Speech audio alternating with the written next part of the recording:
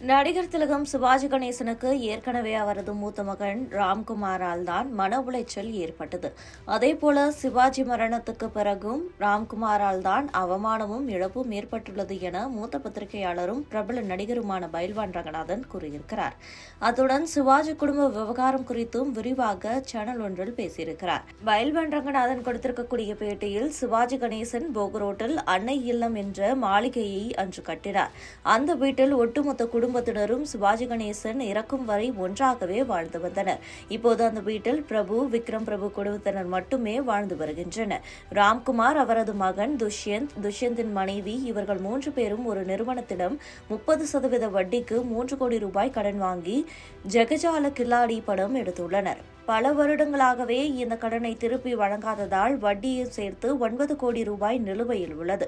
கடன் கொடுத்தவர்கள் ராம்குமார் தரப்பிடம் எவ்வளவோ பணிந்து சென்றார்கள். ஜெகஜால கில்லாடி படத்தை எங்களிடம் தந்துவிடுங்கள், நாங்கள் அதை ரிலீஸ் செய்து அதில் வரும் பணத்தை எடுத்துக்கொண்டு மீதத்தை உங்களுக்கு தந்துவிடுகிறோம் என்கிறார்கள். ஆனால் இதற்கு துஷ்யந்த் தரப்பில் ஒத்துழைப்பு தரவில்லை. அதேபோல நீதிமன்றமும் பல நேரங்களில் வாய்ப்பு தந்தும் ராம்குமாரும் துஷ்யந்தும் அதனை சரியாக பயன்படுத்திக் கொள்ளவில்லை. பண்ணையார் மனநிலைமை போல நடந்து கொண்டிருக்கிறார்கள் ராம்குமாரும் துஷ்யந்தும். ஏற்கனவே தங்களை 2 சகோதரர்களும் ஏமாற்றிவிட்டதாக கூறி 2 சகோதரிகளும் கோர்ட்டுக்கு போனார்கள். சிவாஜி கணேசன் எழுதியதாக கூறப்படும் உயில் போலியானது, அது கற்பனையானது, திட்டமிட்டு உயில் செய்யப்பட்டுள்ளது என்று வழக்கு தொடர்ந்தார்கள். இறுதியில் 2 சகோதரர்களும் தங்களுடைய 2 சகோதரிகளிடம் பேச்சுவார்த்தை நடத்தி மன ஒற்றுமையுடன் அந்த சொத்துக்களை பிரித்துக் கொண்டுள்ளனர்.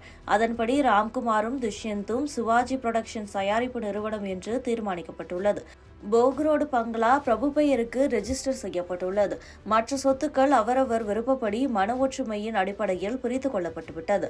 ஆனால் இந்த விஷயம் கோர்ட்டுக்கு தெரியாது. அன்னை இல்லம் மதிப்பு 88 கோடி ரூபாய் ஆகும்.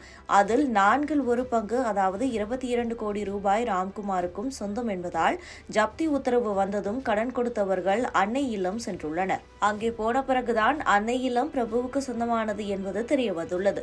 இது சட்ட ரீதியாகவும் நிரூபிக்கப்பட்டிருக்கிறது. அன்னை இல்லம் பிரபுக்கு சொந்தமானது என்றும் ராம்குமாரும் தன்னுடைய அப்பீலில் தெரிவித்துள்ளார்.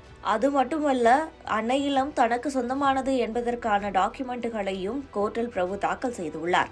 இதன் காரணமாக ஜப்தியிலிருந்து அன்னை இல்லம் தப்பித்திருக்கிறது. தற்போது அப்பீலுக்கு சென்றிருப்பதால் எப்படியும் இந்த விவகாரத்தில் சுமூக முடிவு எட்டப்படும் என்று நம்பப்படுகிறது. ஆனாலும் துஷ்யந்தும் ராம்குமாரும் பலரிடம் இதுபோல கடன் வாங்கியிருக்கிறார்கள். யாருக்குமே திருப்பி தரவில்லை போலும். சிவாஜிக்கு ஏற்கனவே ராம்குமாரால் தான் மன உளைச்சல் வந்தது. அன்று எம்ஜிஆர் ஆட்சியில் இருந்ததால் சிவாஜி வீட்டில் நடந்த துப்பாக்கி சூடு சத்தம் எஃப்ஐஆர் கூட போடாமல் முடித்து வைக்கப்பட்டது. அதே சமயம் அந்த துப்பாக்கி சூட்டில் யாருமே பாதிக்கப்படவில்லை. சிவாஜி மரணத்துக்கு பிறகும் ராம்குமாரால் தான் அவமானமும் இழப்பும் ஏற்பட்டுள்ளது என்றெல்லாம் பயில்வான் ரங்கநாதன் கூறியுள்ளார்.